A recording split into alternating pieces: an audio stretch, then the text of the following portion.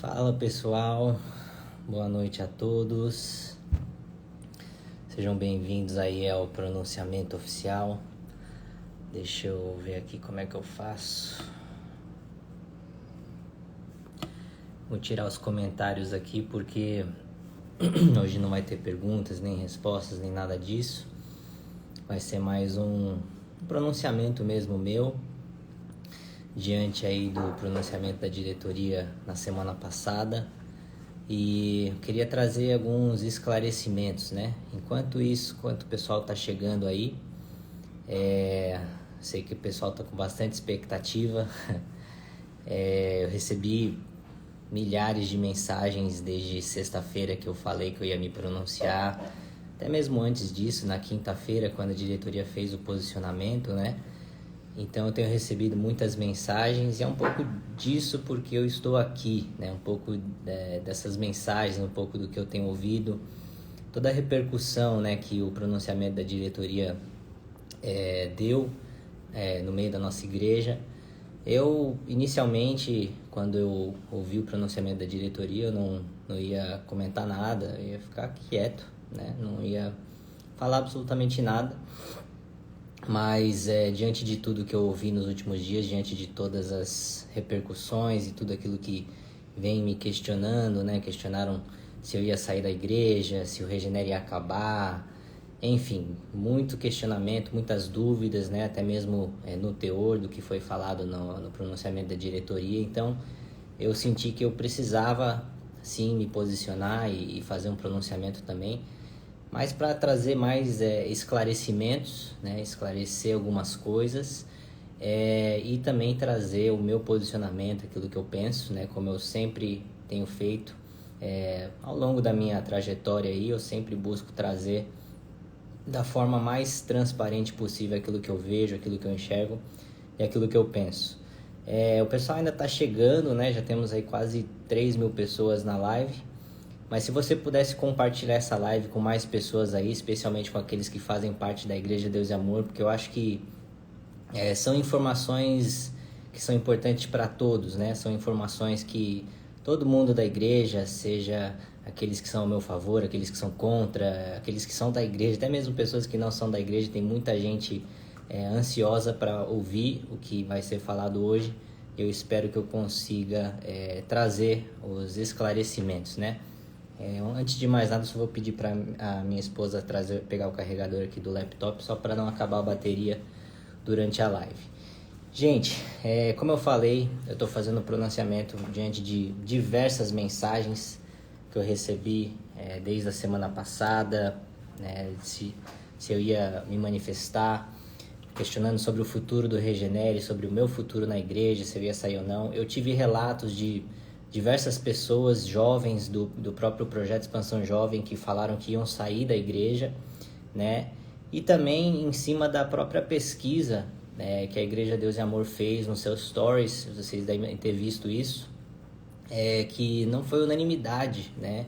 O pronunciamento da diretoria, algo em torno de 46% não gostaram muito do pronunciamento e 54% gostaram, né? Essa foi a pesquisa aí que eu vi semana passada nos stories da diretoria. Então, diante disso tudo, eu preferi me manifestar e me pronunciar. Mas antes de mais nada, gente, a gente está começando aqui essa live, eu vou falar bastante coisa, tenho todas umas anotações aqui, porque é muita informação, então eu não queria me perder no que eu vou falar.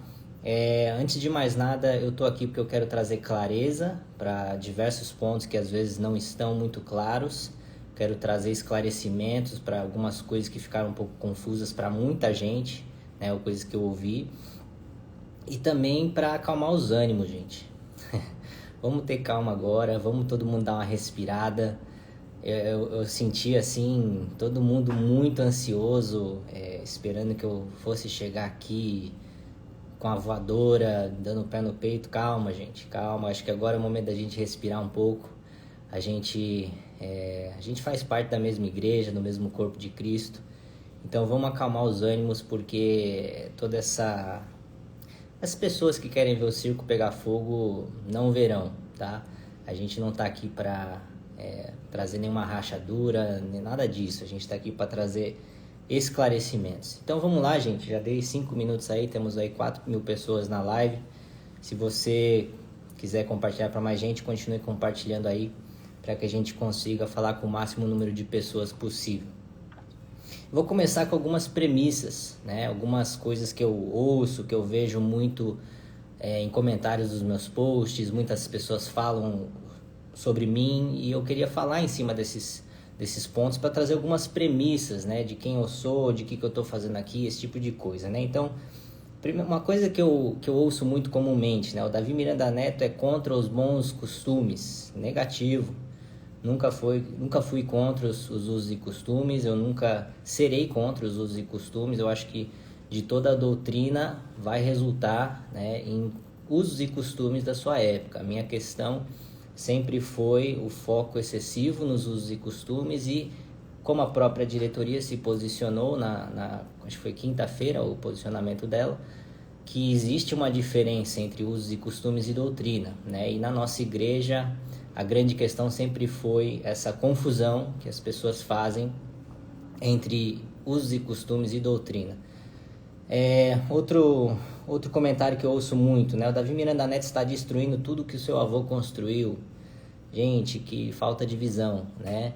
O Davi Miranda construiu essa igreja do zero, foi um guerreiro, construiu essa igreja na oração, no jejum, começou somente com a sua irmã e com sua mãe, e lá para isso em 62, depois lá na década de 70, Deus começou a abençoar a igreja começou a crescer e eventualmente ela explodiu nível Brasil, muito em função de meu avô ter colocado testemunhos na rádio, que na época era um meio completamente secular, né? Ele foi muito criticado por isso, porque ele estava inovando, né? E a história se repete, né? Todo mundo que traz inovação acaba sendo criticado. Então não estou destruindo, não. Eu vou entrar mais no mérito da questão. Eu estou buscando dar continuidade e trazer as melhorias que esse legado tão grande, tão gigante que o Davi Miranda, o missionário Davi Miranda nos deixou, meu avô nos deixou, trazer melhorias e trazer esse legado para o século XXI, é isso que eu estou buscando. Outra coisa que eu ouço muito, que agora está tudo liberado. Nunca disse isso, eu estou simplesmente apontando alguns exageros que eu enxergo na nossa igreja.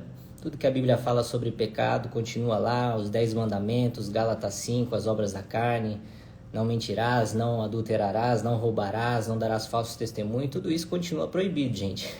Deus continua abominando o divórcio, mentira é do diabo, as obras da carne são bebedices, glutonarias, dissensões, brigas, né, coisa que a gente tem visto amplamente na internet, aí um atacando o outro, outro atacando um.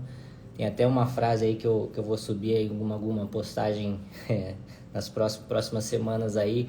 É tanto crente atacando outros crentes que às vezes o diabo fica até sem o que fazer, né? Mas enfim, não está tudo liberado, não é a ideia liberar tudo e porta larga, nada disso, né? Então, mais uma falácia aí que é muito falado, né? Uma que é muito forte, que eu ouço muito, o Davi Miranda Neto não honra o legado do avô. Mentira. Honrar o legado, gente, não é manter tudo como está. Honrar o legado é dar continuidade a ele. Aliás, quando a gente fala sobre honrar alguém, eu tive o privilégio de honrar o Davi Miranda em vida, né? Quem não sabe da minha história, da minha trajetória, primeiramente eu nasci e cresci na Igreja Deus e Amor. Quando eu me batizei em 2013, né, e muita gente fala que eu estou chegando agora. Não, 2013 foi quando eu nasci de novo, conheci a Jesus. Uma semana depois do meu batismo, meu avô já me chamou para traduzi-lo nas rádios, né? E eu traduzi seu culto por quase 2 anos, aos domingos, né? Traduzindo para o inglês simultaneamente ali, interpretando ele. Então eu tenho o privilégio de falar que eu honrei o missionário em vida, né? E muitas pessoas nunca honraram ele em vida e agora querem honrá-lo quando ele já faleceu, quando ele já descansa no Senhor, né? Aliás, quantas pessoas já não saíram da igreja falando mal da igreja, falando mal do Davi Miranda, cuspindo no prato que comeu, saiu, ficou anos aí falando mal dele. Quantas pessoas envolvidas nisso depois voltaram, né, para se fingir de santo ou sei lá. Mas enfim, não vou entrar nesses méritos aí. Quem conhece a história da Igreja de Deus e Amor nos bastidores sabe do que eu estou falando.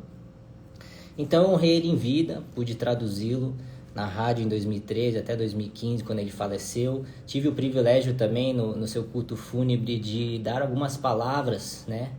E quem estava lá, está gravado, né? Eu posso até puxar o que está gravado lá, o que eu falei, o gigante da fé que ele foi, a honra que eu dei a ele no seu falecimento, porque não tem como não honrar o impacto que o Davi Miranda trouxe no Brasil, gerações impactadas por Deus através da vida dele. Então é impossível não honrar a sua vida, né? Eu honrei ele em vida e agora busco honrá-lo em seu falecimento para dar continuidade a esse grande legado, essa igreja gigante que nós fazemos parte, que são dezenas de milhares de igrejas no Brasil, quase 100 países ao redor do mundo. Então não tem como não honrar. Agora honrar não é manter tudo igual, honrar é dar continuidade, né?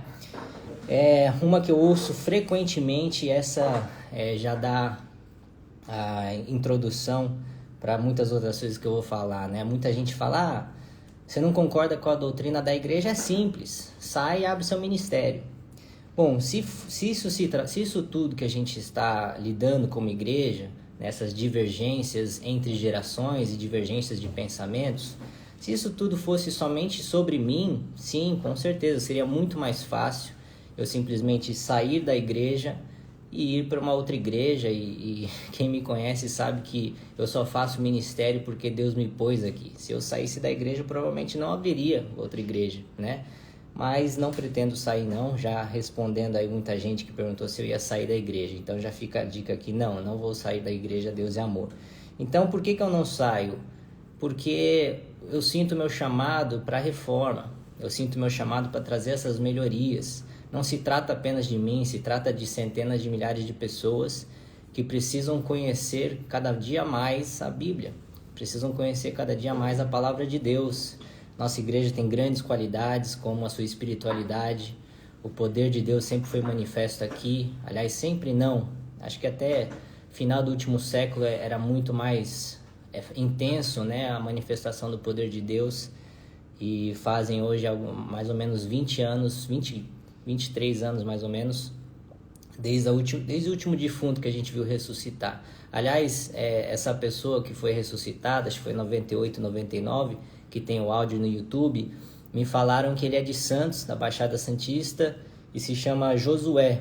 Josué, se esse vídeo chegar para você, entre em contato com a gente na sede mundial, a gente quer ouvir o seu testemunho, porque é algo magnífico ver um milagre desse, né, de uma pessoa que estava morta ressuscitar pelo poder de Deus através do Davi Miranda, que foi um gigante de milagres e curas e maravilhas.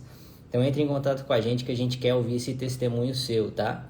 Mas isso já se faz 23 anos, ele foi o último defunto ressuscitando, tiveram outros, né? Então não é só sobre mim, gente. Não é a minha preferência, não é eu concordar ou não concordar, é eu querer trazer para essa igreja uma melhor fundamentação bíblica. É eu querer trazer para essa igreja aquilo que ela nunca teve tão forte quanto a sua busca por Deus, por exemplo. A nossa grande característica é o quanto que a gente busca a Deus, o quanto que a gente ora, jejua. O legado do Davi Miranda é a fé e a busca intensa pela presença de Deus. Esse é o legado do Davi Miranda. Milagres e maravilhas, poder de Deus, esse é o legado do Davi Miranda. Agora, esperar do Davi Miranda teologia seria até injusto com ele, né? Que foi um homem muito simples, um guerreiro, né? Então a gente está falando sobre a verdade, nós estamos falando sobre a Bíblia, sobre o Evangelho genuíno, nós estamos falando sobre isso. E não sobre uma preferência do Davi Miranda Neto ou preferência não é preferência e nem opinião.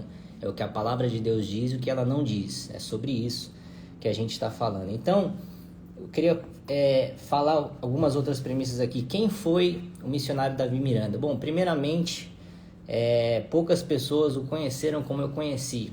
Afinal, ele foi meu avô. Eu sentava à mesa com ele, jantava com ele, dormia na sua casa, já dormia no seu quarto, né? E as pessoas conheceram o Davi Miranda atrás da cabine blindada e acho que conhecem ele melhor do que eu, né? Então, primeiramente, respeite a minha família, né? Porque ele foi meu avô, pai da minha mãe, né? Eu amava ele não apenas como um líder ministerial, mas como pai da minha mãe, como meu avô. E ele me amava também, né? Quantas vezes eu encontrava no escritório, ele estava lá e me recebia com um abraço. Então, eu tenho uma história pessoal com meu avô. Não é só sobre igreja, gente. Mas quem foi o Davi Miranda? O Davi Miranda foi um agraciado, foi alcançado pela graça de Deus. Ele era católico, roxo, tinha mais de 20 santos no seu quarto. Ele me falou essa história, né, me relatou.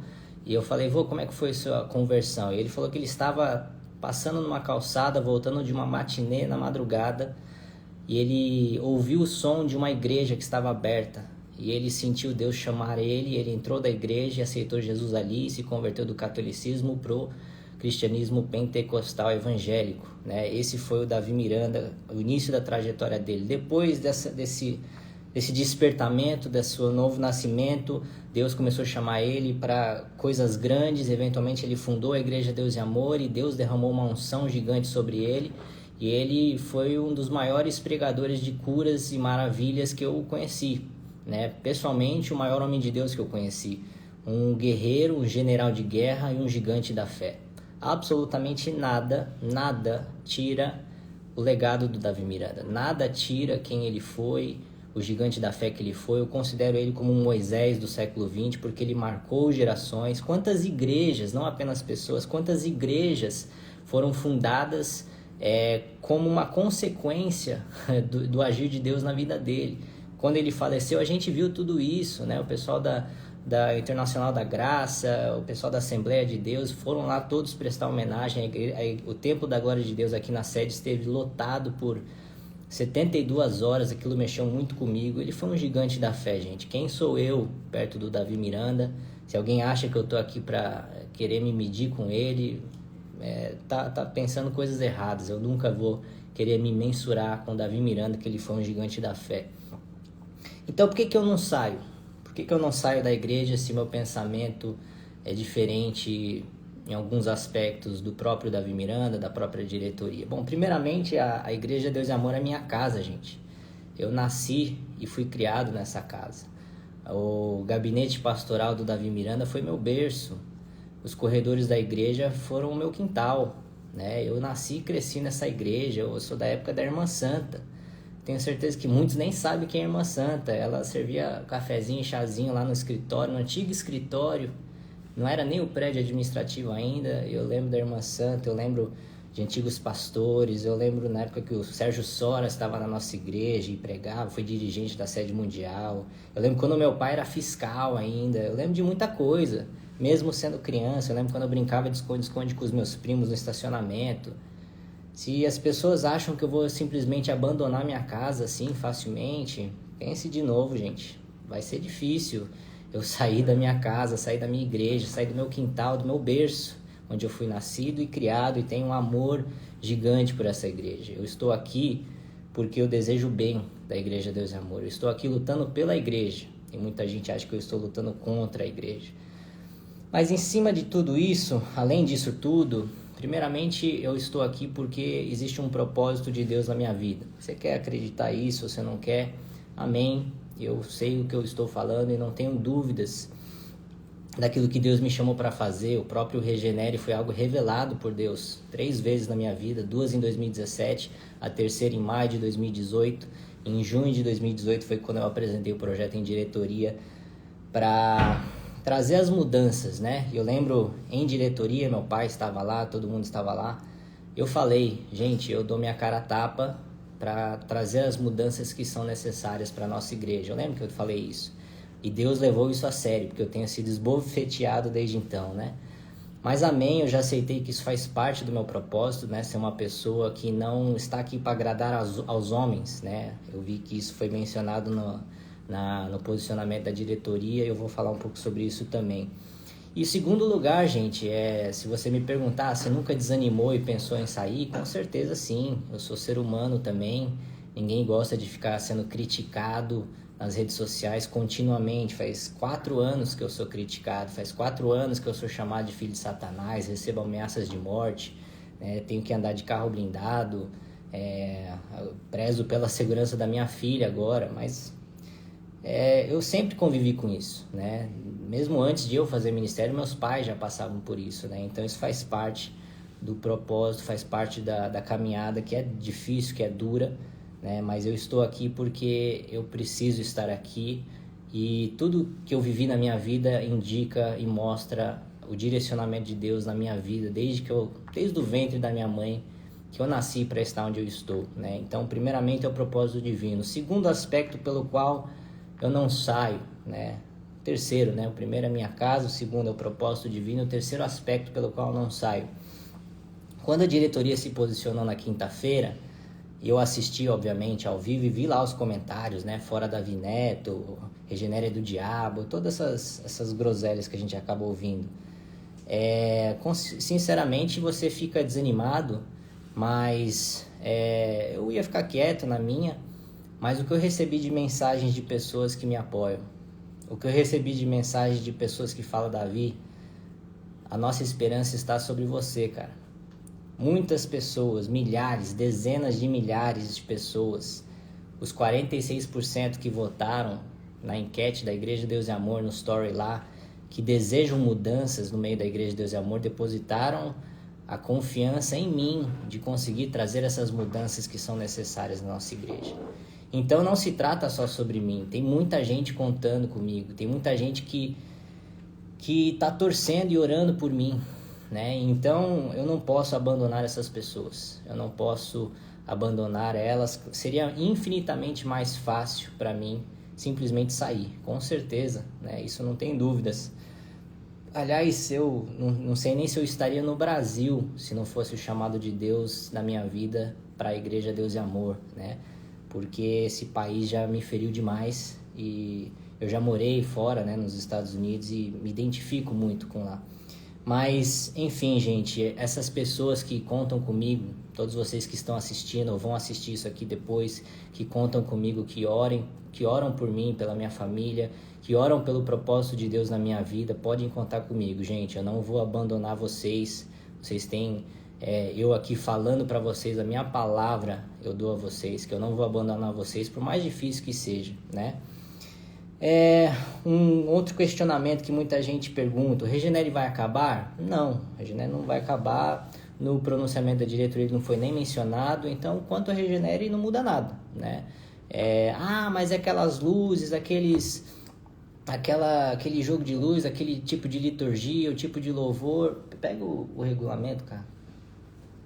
Esqueci, tá junto com a Bíblia, deve estar ali em cima. Se você olhar no regulamento interno, não tem absolutamente nada, nenhum item, nenhuma palavra, nada que o Regenere fere. Nada, absolutamente nada. Essa questão de liturgia, de luz, de iluminação, do tipo de culto, isso aí é uma linguagem. Afinal, o Ministério Regenere é um ministério que trabalha com jovens, né? E os jovens estão vindo, estão gostando. Ó, isso aqui é minha credencial de membro. Isso aqui é batizado em 2013 aqui. Essa fotinha aqui, não sei o que eu fiz com o meu cabelo. Mas enfim, gente, depois eu convido todos vocês a lerem essas partes aqui do nosso regulamento interno. Procura alguma coisa lá, algum item que o Regenere fere. E se tiver em alguma coisa ferindo, vocês me mandam que eu troco imediatamente. Porque eu não estou aqui para ser rebelde ou nada disso, né? Então o Regenere não fere em absolutamente nada o regulamento. Se você não gosta ou não concorda, é simples, vai no culto que você se sente mais confortável, porque o Ministério Regenere foi feito para jovens que entenderam que aquilo é um tipo de linguagem onde nós cultuamos a Deus, e tem sido uma bênção, e glória a Deus por todos os jovens que têm sido alcançados por Deus através do Regenere, né? Agora eu vou entrar um pouco em cima do que a diretoria pronunciou. Eu separei alguns pontos específicos aqui por minutos, né? Então eu vou falar aqui em cima de qual minuto eu estou falando, para depois vocês conseguirem identificar onde está no vídeo. Foi algo em torno de 43 minutos, eu acho, mais ou menos. Em cima do que eles falaram, eu vou comentar algumas coisas em cima, assim, né? Então no minuto 2, a diretoria leu o texto de Gálatas 1, versículo 10. Eu queria ler essa passagem porque falou sobre agradar a Deus ou agradar aos homens, né? E concordo perfeitamente, agradar a Deus é o que nós somos chamados para fazer. E eu queria ler, na verdade, a partir do versículo 6, não apenas o versículo 10. Então, Gálatas, capítulo 1, versículos 6 ao 10. Isso é Paulo escrevendo uma carta à igreja da Galácia. E ele diz: admira-me que estejais passando tão depressa daquele que vos chamou na graça de Cristo para outro evangelho, o qual não é outro, senão que há alguns que vos perturbam e querem perverter o evangelho de Cristo. Mas, ainda que nós, ou mesmo um anjo vindo do céu, vos pregue evangelho que vá além do que vos temos pregado, que seja anátema, seja amaldiçoado. Porventura procuro eu, agora, o favor de homens ou de Deus? Ou procuro agradar a homens? Se agradasse ainda a homens, não seria servo de Cristo. Então, por que Paulo falou isso? Porque ele não se importava de ter uma resistência grande da igreja da Galácia, mas ele mantinha fiel e firme aquilo que ele recebeu de Deus, como a gente ouviu nessa passagem. Ele pregava o evangelho da graça. Paulo foi o que recebeu a maior revelação da graça de Deus, e vale ressaltar que não existe salvação senão pela graça de Deus. Está lá em Efésios 2,8, pela graça sois salvos, mediante a fé, e não por obras, para que ninguém se glorie. Então, eu concordo plenamente com esse versículo, né? Porque é isso que eu vejo que se enquadra a mim, né? Muita gente da nossa igreja não gosta de mim, muita gente da nossa igreja me critica, mas eu não estou aqui para agradar homens, eu não estou aqui pela opinião pública, eu não estou aqui para agradar pessoas que estão aí há décadas, eu estou aqui atendendo um chamado de Deus, e eu entendi o evangelho da graça, e eu vou pregar o evangelho da graça. E se isso não agrada a homens, não é por isso que eu estou aqui para agradar a Deus. Então eu concordo completamente com esse versículo que a diretoria leu lá no pronunciamento. Qual que é o contexto que estava acontecendo aqui? Paulo pregou o evangelho da graça para muitos judeus, e alguns judeus aceitaram Jesus como Messias, né? Mas quando ele saiu e deixou a igreja implementada lá na Galácia, esses judeus voltaram a praticar os rituais religiosos do tempo da lei, como guardar o sábado, não comer carne de porco, a circuncisão. Aí Paulo falou: por que vocês estão fazendo isso? Eu me admiro que tão rapidamente vocês deixaram o evangelho genuíno da graça de Cristo para trás e voltaram a fazer essas coisas, né? Então eu vejo um pouco disso na nossa igreja, né? As pessoas que não entenderam o evangelho da graça continuam presas a muitos rituais que às vezes não necessariamente a Bíblia fala em cima do evangelho da graça, né? Minuto 3, eu acho que foi a melhor coisa que a diretoria falou, foi diferenciar a doutrina de usos e costumes, né? Porque esse é o grande problema que nós temos na nossa igreja, muitas pessoas que confundem doutrina com usos e costumes, né? Então, a minha própria avó, Irene Miranda, presidente, falou: olha, a doutrina, ela é eterna e ela é global, né? Ela serve para qualquer povo, em qualquer país, em qualquer lugar na terra, e os costumes são locais e transitórios, né? Então, a própria diretoria falou isso, falou também sobre a barba, o bigode, que é um costume, não uma doutrina. Então, por que isso é importante? Isso aí está lá no minuto 3. Porque quando a gente diferencia esses dois, as pessoas começam a entender um pouco do que eu estou falando.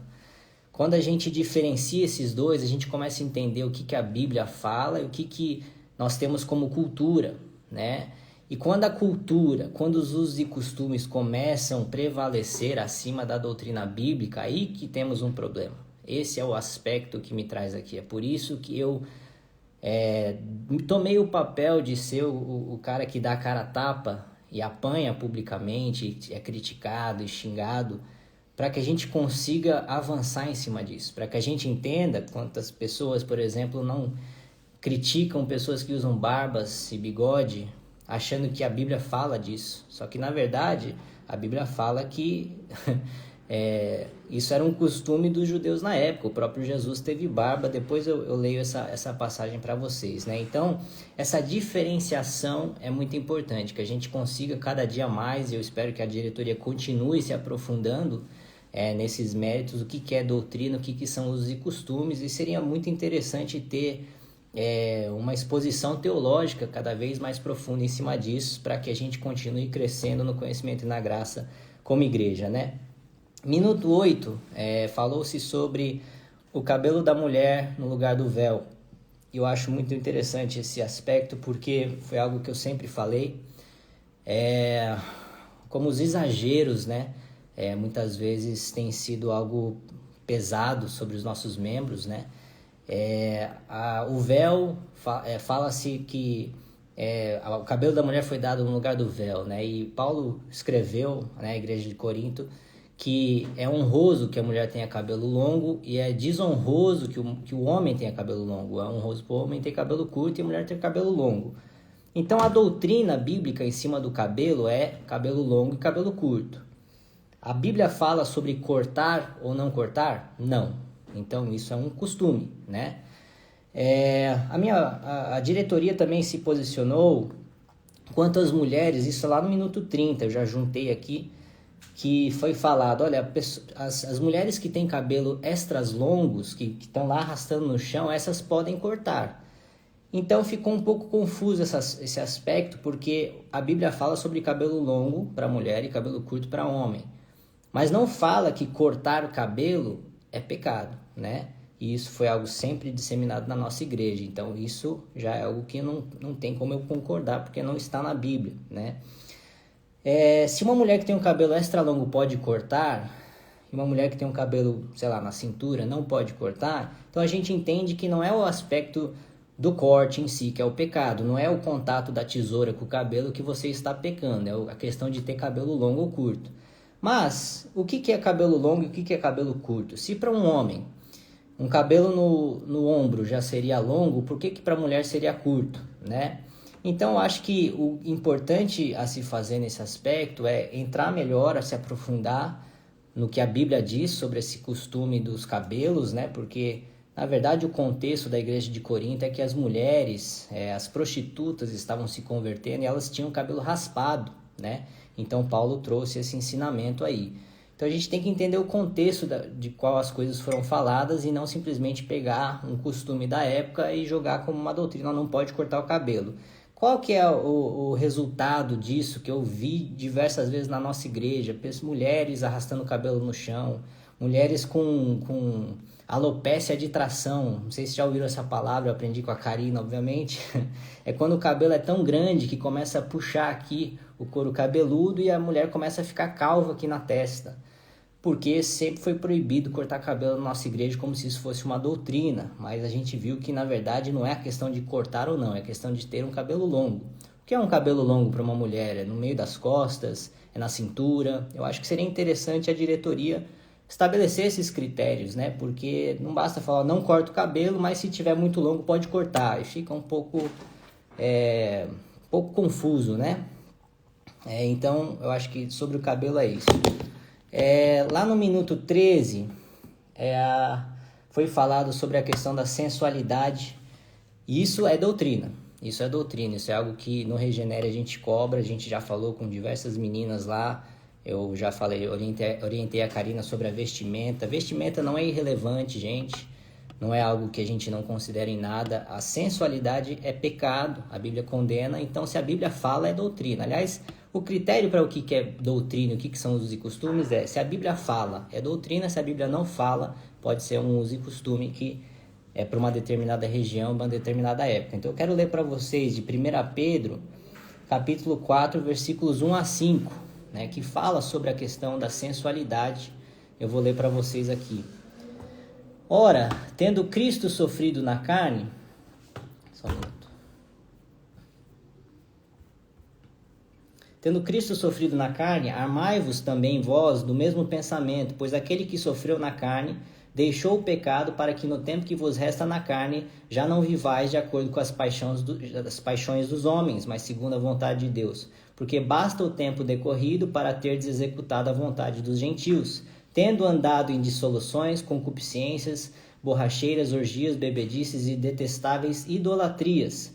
Então, a palavra concupiscência aqui é essa sensualidade, né, que Pedro nos escreveu. Por isso, difamando-vos, estranho que não concorrais com eles ao mesmo excesso de devassidão, os quais hão de prestar conta daquele que é competente para julgar vivos e mortos. Então a Bíblia fala sim contra a sensualidade, né? Então sensualidade é doutrina. Agora o que é ser sensual? Então roupas justas e coladas que estão levando homens a olharem aquilo com lascívia, com luxúria, sim, isso é pecado e a Bíblia condena, isso é doutrina.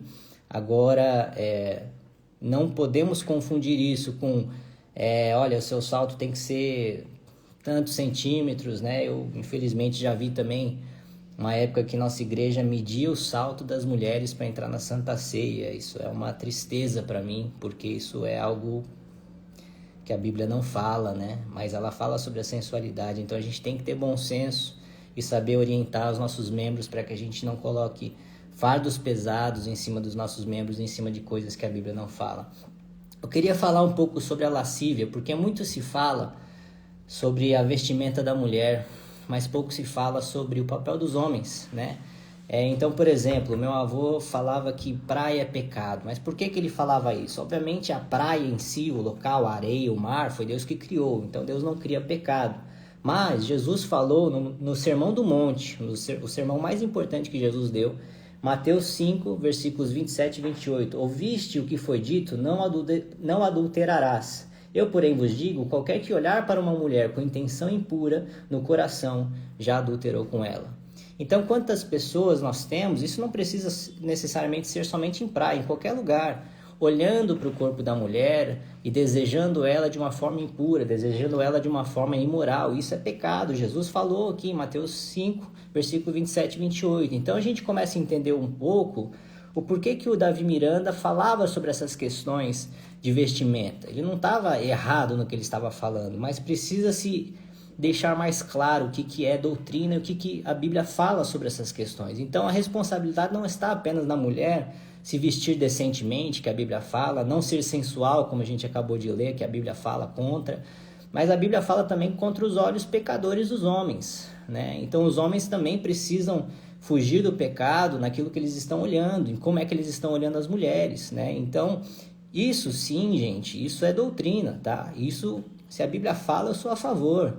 E isso a gente fala no Regenera, isso a gente prega sobre, né, sobre o pecado de Davi. Começou na lascívia, quando ele avistou Batseba da sua varanda, desejou ela e acabou caindo em adultério, né? Seguindo aqui, a diretoria se posicionou, a barba não é pecado, é um costume, não uma doutrina, né? Nós temos em Salmo 133, versículo 2, o óleo, né, o azeite escorrendo pela barba de Arão, e Isaías 56, que fala sobre a barba de Jesus quando ele estava sendo crucificado. Então, se barba não é pecado, a minha pergunta é por que nós proibimos, né? Mas é que é um costume, é para não escandalizar, mas quantas pessoas nós já não perdemos porque querem usar barba e não podem? Se não é pecado, por que nós proibimos, né? Então, essa é a questão que me incomoda, né? É um costume que temos há muito tempo. Tudo bem, mas costumes são transitórios, como a própria diretoria se posicionou.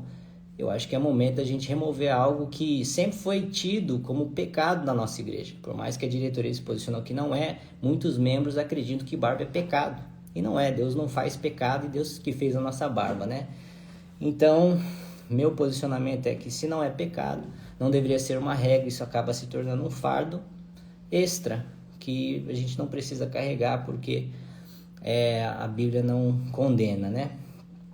Lá no final não, né? Meio que no escopo como um todo, a diretoria se pronunciou sobre a questão de comer carne, né? Qual que é o contexto aqui? Paulo estava falando com os cristãos e os judeus, né? Os judeus, eles foram proibidos por Deus, no Antigo Testamento, de comer carne de porco. Por quê? Porque a carne de porco ela é considerada impura, né? Não necessariamente um pecado, mas ela era considerada impura. Então, os judeus não eram permitidos a comer carne. Mas lá no Novo Testamento, na Aliança da Graça, acredito que foi Pedro, agora eu esqueci o nome do discípulo, mas ele teve uma visão, né, de um banquete sendo, durante um sonho, um banquete sendo derramado do céu e Deus falando para ele comer aquele porco lá. Ele falou, jamais, eu não posso comer algo impuro. E Deus falou para ele, por que chama de impuro aquilo que eu santifiquei? Então você vê como são interessantes as épocas, né, e os costumes, a questão de comer carne. No Antigo Testamento Deus proibia por uma questão até mesmo de higiene, de saúde do seu povo, e no Novo Testamento Paulo falou e tantos outros, olha, não é proibido mais comer carne porque isso aí era na época da lei, e no tempo da graça isso já não serve mais. Então Paulo falou isso, nesse contexto, falou, olha, se comer carne escandaliza o seu irmão, não coma carne, pelo menos na frente dele, né? Mas isso aqui é algo que a gente deve nortear uma igreja em cima disso?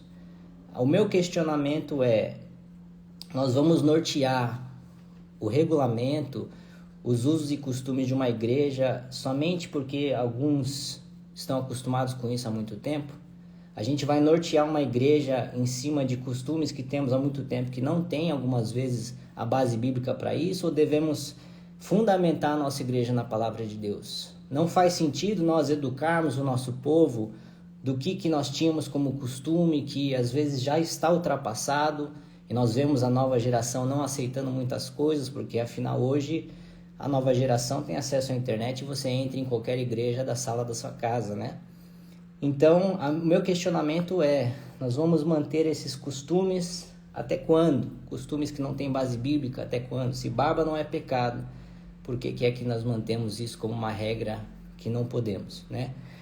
E lá no final tivemos a questão de ministros, né, de outras igrejas que a diretoria permitiu no Conexão Mesa, né? A gente levantou essa pauta antes de fazer o Conexão Mesa. O Conexão Mesa, para quem não sabe, é uma autoria minha, né? Eu que tive a iniciativa disso, em cima de uma conversa que a gente teve em diretoria, que eu falei, olha gente, se a gente quer cuidar melhor dos nossos membros, vamos primeiro cuidar melhor dos nossos pastores, né? Vamos capacitá-los, vamos cuidar deles, vamos alimentá-los, vamos dar tempo de mesa com eles, né? Então foi aí que surgiu o Conexão Mesa, que basicamente teve 2 eventos, 3 dias de palestras e momentos de comunhão, onde a gente senta à mesa e conversa, e tem momentos de lazer também ali, bate-papo, e um momento de alimentar os nossos pastores, né? E eu, conhecendo ministros de outras igrejas, falei, gente, seria uma boa oportunidade de trazer essas pessoas para vir ministrar e alimentar os nossos pastores, né?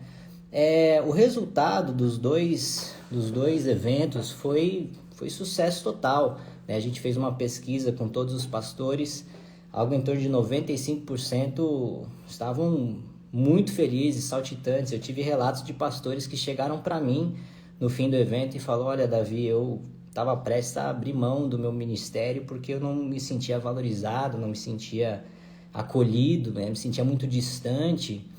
E esse evento mudou minha perspectiva do que a igreja de como a igreja está tratando os pastores, né? Então, o Conexão Mesa sempre teve o propósito de alimentar os nossos pastores, de cuidar deles, né? E foi um sucesso. 1 ou 2 aqui achou ruim e a diretoria tomou a decisão de não deu certo, mas eu acho que deu certo, né? Mas a decisão é da diretoria, eu não acho que faz muito sentido, mas ok.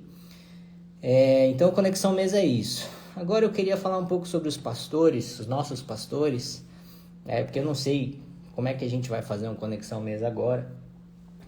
Também temos o projeto Eclésia, né?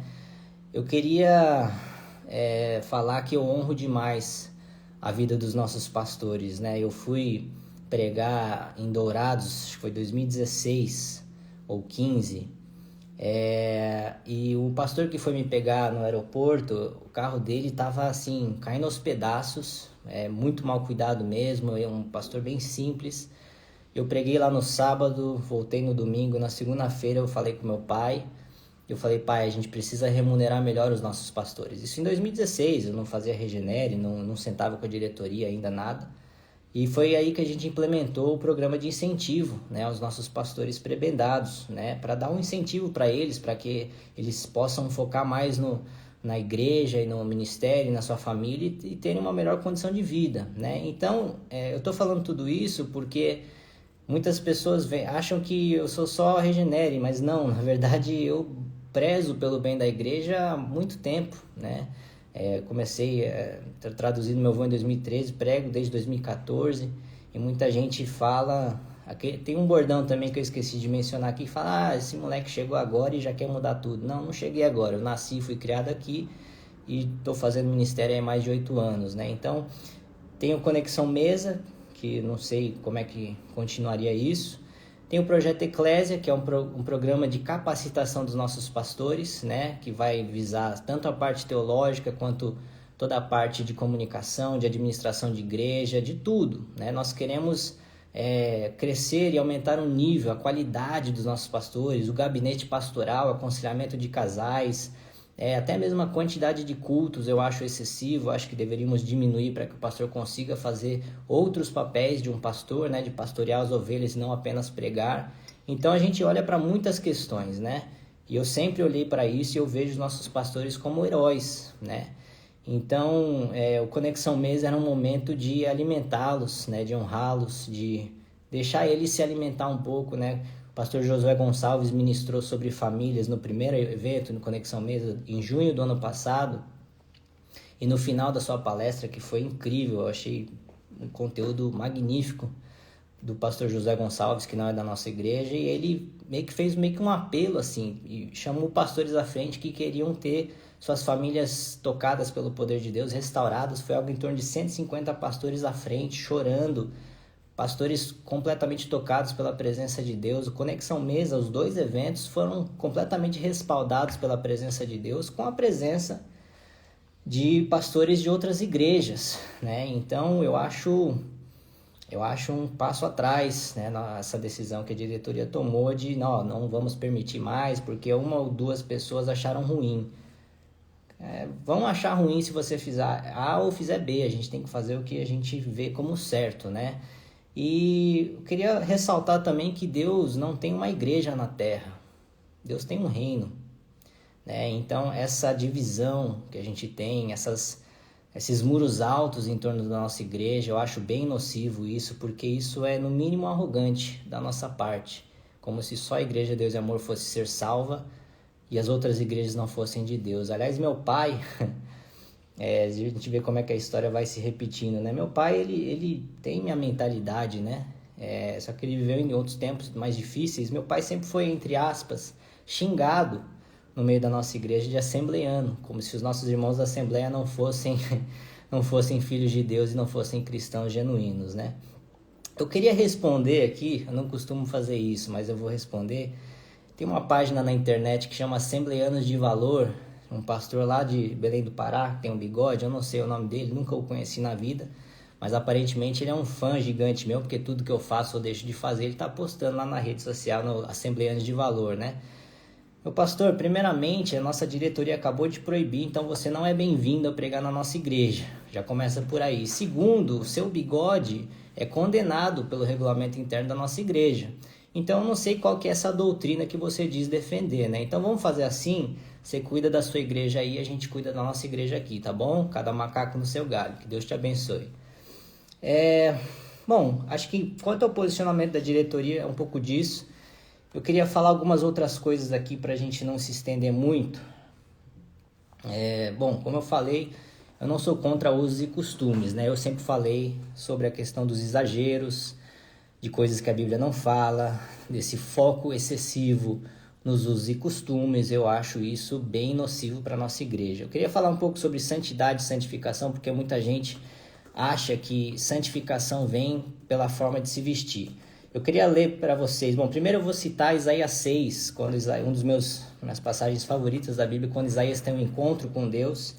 Isaías era um profeta já, um homem separado por Deus.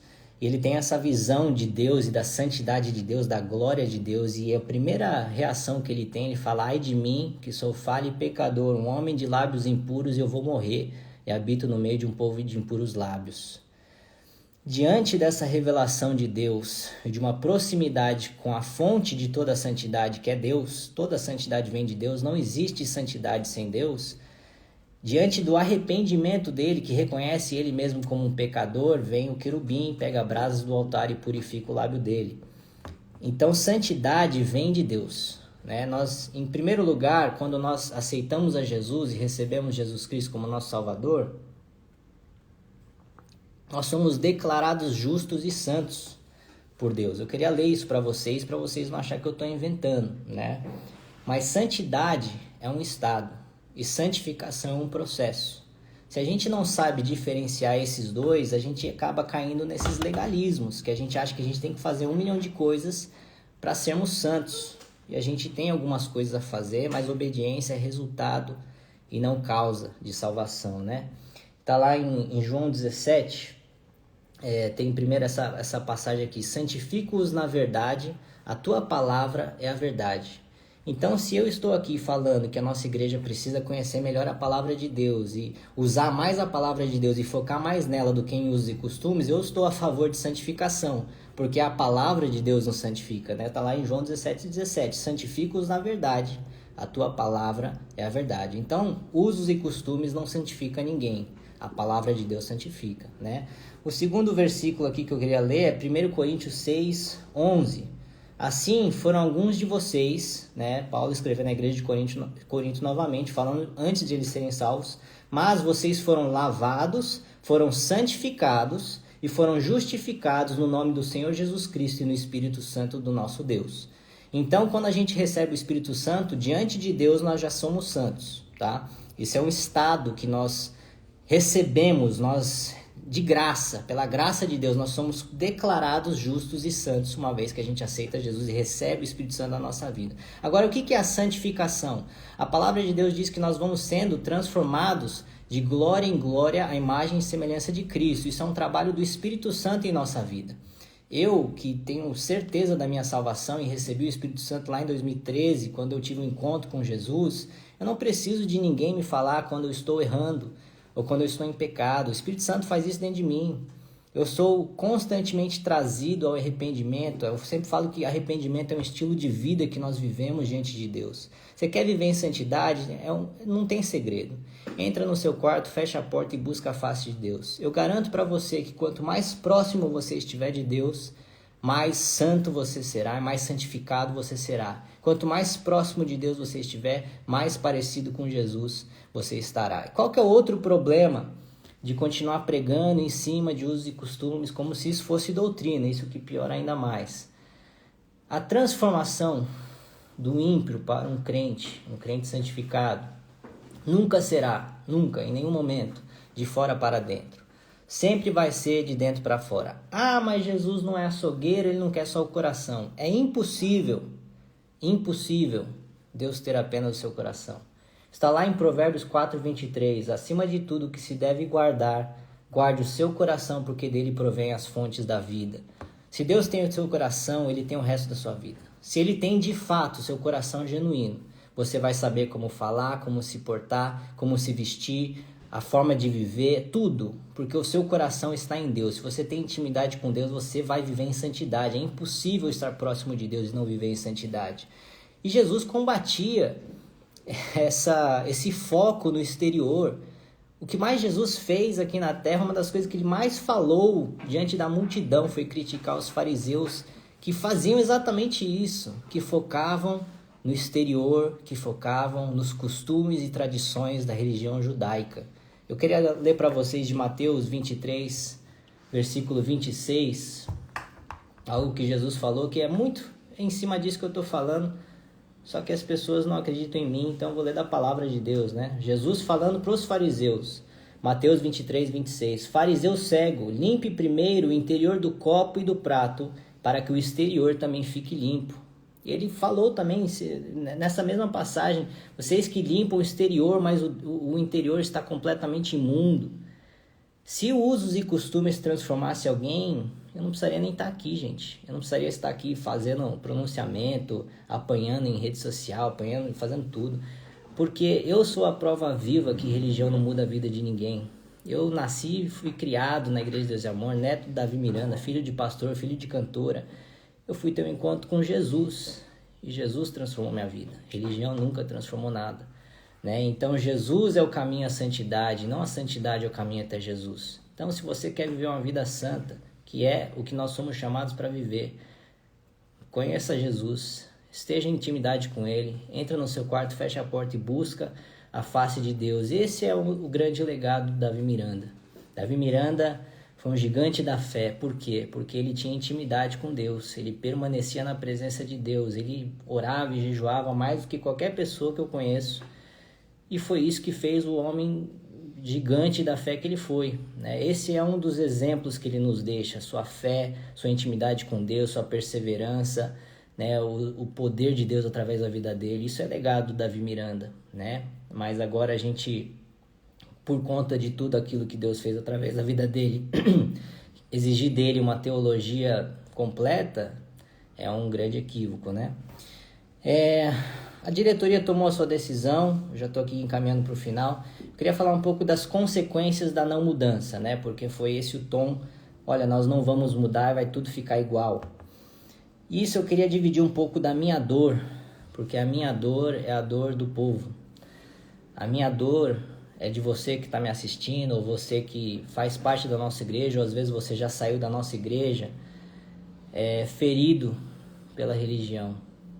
É por vocês que eu luto, cara. Eu luto por vocês. Eu luto por aqueles que ficaram de banco por usar uma calça jeans. Eu luto por vocês que foram proibidos de tocar uma bateria na sua igreja. Eu luto por vocês que viram aqui na sede mundial mesmo, quando o templo que a gente tem aqui, ele é tão grande que ele tem diversos pontos cegos, né? Se você for lá na galeria, você não consegue nem ver o púlpito. Aí quando nós colocamos o telão lá, foi uma murmuração, porque, né, a igreja está acabando e é doutrina, e a gente sabe que a Bíblia não fala absolutamente nada contra isso. Hoje, todo mundo desfruta do telão e consegue ver, né, na festividade agora que tivemos de 60 anos, todo mundo conseguiu ver pelo telão lá. Eu luto por vocês que estão com fardos pesados nas suas costas. Eu luto por um filho de pastor, que eu falei 2 semanas atrás, não vou divulgar o nome, não estou aqui para acusar ninguém. Luto por um filho de pastor que estava tão ferido com essa cultura legalista, com essa cultura de julgamento do exterior, com essa cultura de fardos pesados, com essa cultura opressora, com essa cultura que não representa o Evangelho de Jesus Cristo, que estava prestes a ir para a Igreja Católica. Filho de pastor, cara, nascido e criado na nossa igreja. E eu o acolhi com dor no meu coração. Eu falei, olha, cara, vem cá, porque eu sei o que você passou. Eu sei o que as mulheres sofrem no meio da nossa igreja, que muitas foram por tanto tempo proibidas de depilar suas pernas e foram motivos de chacota nas suas escolas. Eu luto por aquelas meninas que sofreram zombarias na escola pelo tamanho do seu cabelo. Eu luto por essas pessoas. Eu luto por essas pessoas que sofrem por conta de usos e costumes exagerados que a Bíblia não cobra. Eu luto por vocês. É por isso que eu dei minha cara a tapa. Eu luto para que a palavra de Deus seja o centro da nossa igreja e não os usos e costumes. Eu não sou contra os bons costumes, mas o centro da igreja tem que ser a palavra de Deus. Tem que ter um conhecimento bíblico. Até pouco tempo atrás, a teologia era condenada na nossa igreja. O pastor Odair Gomes, que é um amigo pessoal meu, fez o meu casamento, apresentou a Charlotte agora, no aniversário de 60 anos. Ele falou no podcast lá, o Reset, que a gente faz, que quando ele começou a estudar teologia, ele fazia isso escondido. Porque ai daquele que descobrisse que ele estava cursando a teologia. Teologia é o estudo de Deus, é estudar a Bíblia. Eu luto por isso aqui, gente. Eu luto pela palavra de Deus, cara. Eu luto para que essa igreja conheça o Deus que eu conheci. Um Pai bom, um Deus amoroso, um Deus de graça. Tá no letreiro da igreja, tá na fachada. Deus é amor.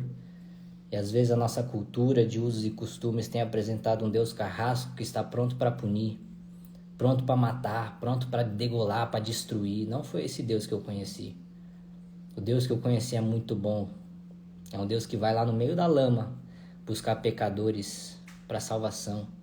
Jesus sentava com prostitutas e fariseus e publicanos e falava: Zaqueu, publicano, hoje eu vou jantar na sua casa. Hoje veio salvação sobre a sua casa, um publicano. Jesus sentava com esses pecadores. E a gente é proibido de pregar o evangelho em outras igrejas, né? É por isso que eu luto. E dói meu coração. Eu quero apresentar o evangelho genuíno, que é um relacionamento com Deus e não uma série de regras. O evangelho é maravilhoso, gente. O evangelho transformou minha vida, cara. Eu acredito no evangelho. Eu acredito na Igreja de Deus e Amor. É por isso que eu luto. Eu não vou desistir da Igreja de Deus e Amor, porque Deus não desistiu dessa igreja.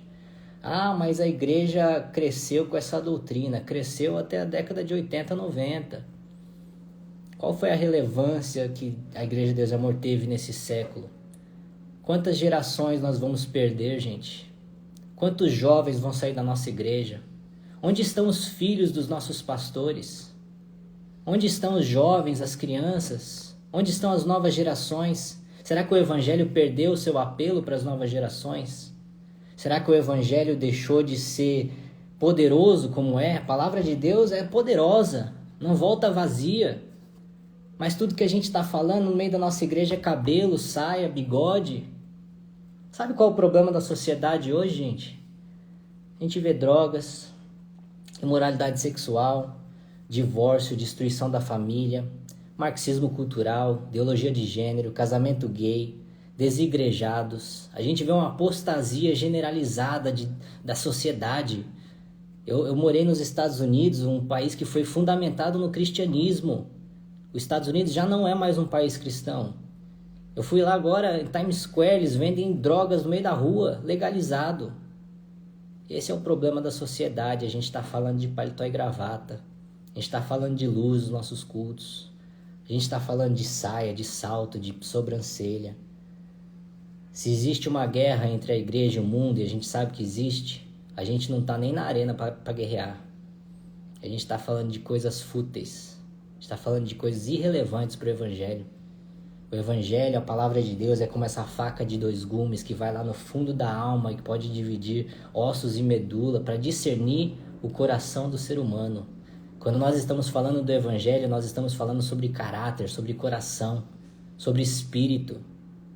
O corpo é pó e ao pó voltará. Quando que a gente vai começar a focar naquilo que de fato transforma as pessoas?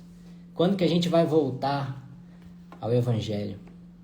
Gente, eu queria pedir desculpas para todas as pessoas que saíram feridas da Igreja Deus e Amor. Eu queria pedir desculpas para pessoas que estão hoje depressivas pelos fardos pesados que a nossa cultura impôs sobre elas. Eu queria pedir desculpas para todo mundo que foi morto na fé por uma cultura de julgamento que nós temos na Igreja Deus e Amor. Me desculpe do fundo do meu coração. Essa é a oração de Daniel, que pediu desculpas a Deus e perdão pelo erro dos seus antepassados. É isso que eu venho buscar melhorar. É isso que eu venho buscar transformar. E qual que é a consequência disso tudo? Da não mudança. O resultado, ele fala mais alto que qualquer argumento. 95% da nossa membresia são adultos e idosos. E uma igreja que não tem jovens é uma igreja fadada à morte. Se a gente não mudar, será que existe uma IPDA do futuro? Será que existirá uma Igreja Deus e Amor daqui 30 anos se a gente manter tudo igual? Se a gente, conforme a diretoria se posicionar, nós não vamos mudar e somos assim, se você não quiser, tem outras igrejas que você pode frequentar? Essa é a pergunta que fica para aqueles que estão tomando a decisão, Eu queria ler Colossenses 2, 20 ao 23, porque esse versículo ele fala perfeitamente aquilo que nós precisamos ouvir como igreja. Paulo também, que foi um dos heróis da fé, escreveu em Colossenses 2, 20 ao 23, já que vocês morreram com Cristo para os princípios elementares deste mundo, por que vocês estão como se ainda pertencessem a ele e se submetem a regras? Não manuseie, não prove, não toque. Todas essas coisas estão destinadas a perecer pelo uso, pois se baseiam em mandamentos e ensinos humanos. Essas regras têm de fato aparência de sabedoria, com sua pretensa religiosidade, falsa humildade e severidade com o corpo, mas não têm valor algum para refrear os impulsos da carne.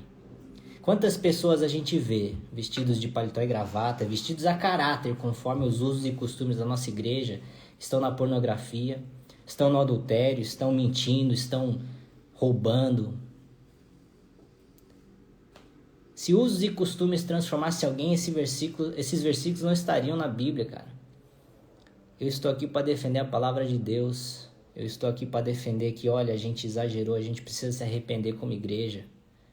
Esse arrependimento é metanoia, mudança de mentalidade. Eu queria finalizar. Qual que é o meu sonho para a Igreja Deus e Amor? O que eu desejo com tudo que eu estou fazendo? Eu quero uma igreja gloriosa, cara. Eu quero massas de salvação.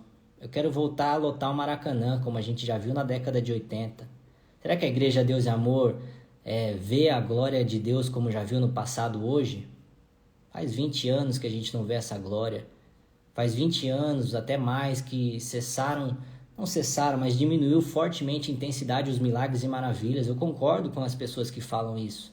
Mas isso não é por conta de doutrina. Isso é porque talvez a gente se afastou do evangelho genuíno. Talvez é porque a gente só fala sobre usos e costumes. Talvez porque a gente deixou de orar o quanto a gente já orou um dia. Eu honro as gerações passadas que oravam e jejuavam e buscavam muito mais a Deus do que a nossa geração. A nossa geração precisa melhorar muito. E a gente colhe frutos de muitas orações dos nossos antepassados. Isso sim, isso é legado. Agora, usos e costumes.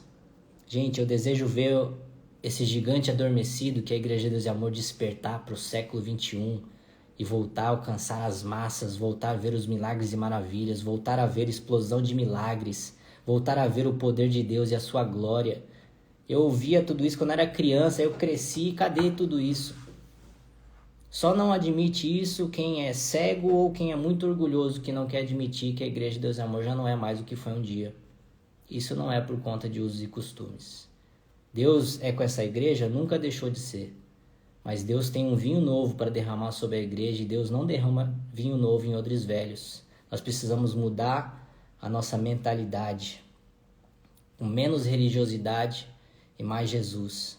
Eu sonho por uma igreja estruturada, com pastores bem capacitados, com igrejas que não estão mais mal cuidadas, estruturalmente falando. Nós reformamos aí mais de 1.000 igrejas nos últimos 3 anos. Nós estamos batalhando e lutando por essa igreja. Eu estou lutando por essa igreja. Eu estou na sede mundial de segunda a sábado. Trabalho na gestão financeira, no Regenere, projetos à parte, Conexão Mesa, Eclésia. Eu estou me doando. Em 2020, eu cometi o erro de cuidar mais da igreja do que da minha família. Eu pedi perdão para minha esposa, que está aqui me acompanhando na live. Isso está errado. Primeiro Deus, depois família, depois igreja. E eu cometi o erro de grandes líderes de priorizar a igreja acima da família. Mas eu acredito nessa igreja. Eu creio numa igreja gloriosa. Eu creio em palavras que Deus me falou, que a glória da segunda casa será maior que a primeira. Eu creio numa igreja Deus e Amor ultra relevante no século XXI. Eu creio em massas de salvação de jovens apaixonados por Jesus e a sua palavra em essência. Mas enquanto nós permanecemos nesses usos e costumes que a Bíblia não cobra, que já passaram, como a gente viu em Colossenses 2:20, que todo costume, todo uso e costume vai passar um dia, mas a palavra de Deus não passa. A gente vai continuar onde a gente está, né? Então, eu só queria finalizar que o meu pronunciamento não é um ato de rebelião. Meu pronunciamento não é eu chegar e desrespeitar e bater de frente com diretoria, não. Eu me sujeito à diretoria. Isso é doutrina. Eu queria ler para vocês de 1 Samuel, capítulo 15, versículo 23. Pois a rebeldia ou a rebelião é como o pecado da feitiçaria e a arrogância como o mal da idolatria. Então, eu não vou pecar contra Deus me rebelando. Eu não estou aqui para me rebelar, para bater de frente com diretoria. A decisão foi tomada, a decisão é da diretoria. Eu estou aqui simplesmente mostrando a minha visão, minha indignação com a decisão e com o estado que a cultura da Igreja de Deus e Amor chegou. A palavra final é deles. E tem outra passagem também em 1 Pedro 2, 13 ao 14, que fala: sujeitar-vos às autoridades, porque toda autoridade é estabelecida por Deus. Eu tenho certeza que a diretoria é de Deus, né? Mas quem sabe o tempo ainda não chegou para essas mudanças, eu não sei. Mas eu acato o que eles falaram, eu estou aqui simplesmente trazendo aquilo que eu vejo e aquilo que eu preciso falar para a igreja, para aqueles que contam comigo para essas mudanças. Algumas preocupações com essa postura de resistência à mudança o versículo Romanos 12:2. Sejam transformados pela renovação da vossa mente, do vosso entendimento. Para quê? para que a gente possa experimentar a perfeita, boa e agradável vontade de Deus que está na Bíblia, na palavra de Deus. Então, se a gente se recusa a mudar, a gente não vai viver a vontade de Deus. E outra questão, né? Oséias profetizou há milhares de anos atrás, o meu povo, Deus falando através dele, o meu povo perece por falta de conhecimento. Será que não é hora da gente começar a educar o nosso povo, biblicamente falando, teologicamente falando? Nosso povo é bastante simples e nós precisamos ajudá-los. Eu amo esse povo porque eles oraram por nós a vida inteira, oraram pelo meu pai. Meu pai passou pelo vale da sombra da morte, está vivo por um milagre, por causa da oração desse povo. Então eu amo esse povo e não desisto desse povo. Eu não saio da igreja pelo povo. Eu não saio da igreja para ajudá-los, para tirá-los da religiosidade, para tirá-los dos usos e costumes pesados, os fardos pesados que nós colocamos. E nós como igreja, nos arrependendo, tenho certeza que Deus trará restauração e avivamento para a nossa igreja. É isso que eu desejo. E considerações finais. A palavra de Deus que eu tenho na minha vida, para o meu ministério, é honre o passado e construa o futuro. Deus me falou essas palavras, né? Então eu honro o que as antigas gerações fizeram, o que o Davi Miranda fez. Ele foi um homem diferente, um homem com uma unção sem igual, que fez coisas magníficas que eu não imagino que serão feitas através da minha vida. Eu não acho que eu vou ser maior que o Davi Miranda e nem pretendo ser. Ele foi meu avô, foi um gigante da fé. Eu honro tudo isso, mas mudanças são necessárias para a gente construir o presente e o futuro. Eu queria também trazer união e amor entre os irmãos, né? Essa briga toda, essa contenda entre um lado, entre os que são da doutrina, entre os que são dos usos e costumes, entre os da antiga geração, da nova geração. Nós estamos num conflito de gerações. Nós estamos em algo que acontece em toda organização que vai passando os anos, isso vai acontecer.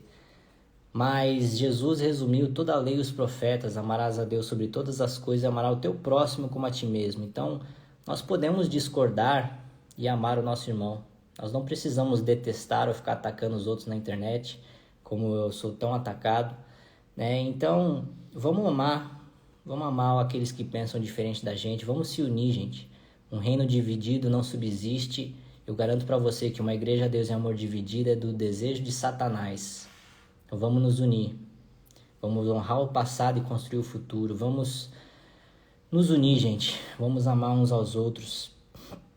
Eu queria trazer uma palavra de esperança para a gente finalizar. Está lá em Malaquias, capítulo 4, versículo 6. Ele fará com que os corações dos pais se voltem para os seus filhos e os corações dos filhos voltem para os seus pais. Do contrário, eu virei e castigarei a terra com maldição. Então, a palavra de esperança que eu deixo para todos nós é que Deus, o próprio Deus, há de converter os corações da nova geração para da antiga geração e da antiga geração para o nosso. Deus há de convergir os corações, Deus há de unir essa igreja. Deus está com essa igreja. E acima de tudo, gente, acima de as minhas opiniões, acima das opiniões de outros, acima de pronunciamento de diretoria, do meu pronunciamento, acima de tudo, eu não tenho dúvidas que essa igreja é de Deus e que Ele está no controle de tudo. Então que a gente ore pela igreja Deus e Amor, que a gente continue batalhando, porque a nossa luta não é nem contra a carne, nem contra sangue, mas contra espíritos malignos e potestades malignas.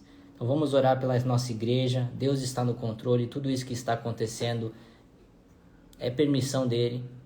E eu tenho certeza que Deus tem grandes coisas para fazer na nossa igreja, que a gente possa trazer as mudanças necessárias para a nossa igreja, que Deus continue com a diretoria, que Deus continue direcionando a minha avó, que é uma baita mulher de Deus, uma guerreira.